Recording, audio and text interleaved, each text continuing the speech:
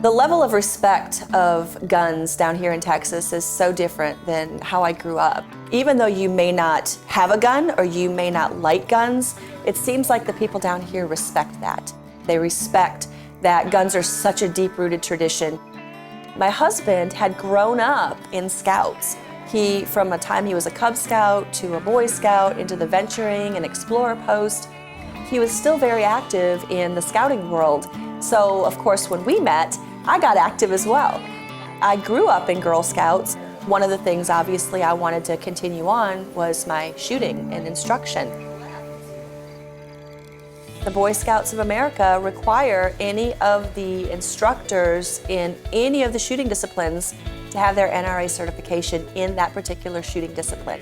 Primary rule of gun safety: always, always, always keep your firearm pointed in a safe direction. I am a NRA certified rifle instructor. I am an NRA certified shotgun instructor. I'm an NRA certified pistol instructor. I am an NRA certified range safety officer. So I have all those certifications behind me, and I obviously keep them current because I use them to teach the Scouts.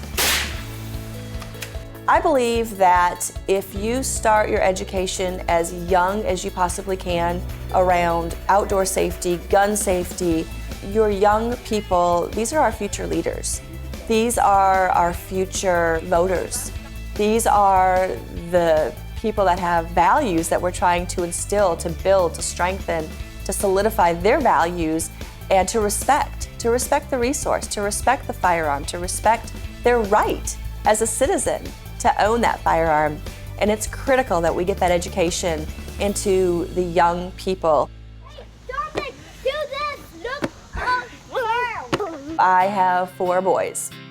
We try to raise our kids with the value of, living close with the land and respecting nature and respecting and appreciating wildlife. Scouts is reinforcing what we are teaching them at home.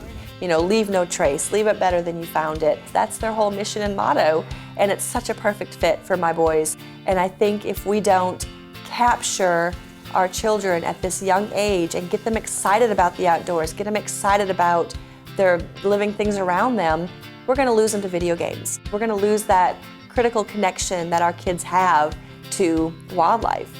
If you get the women involved, you've got the family involved, because if she gets it, the whole family gets it.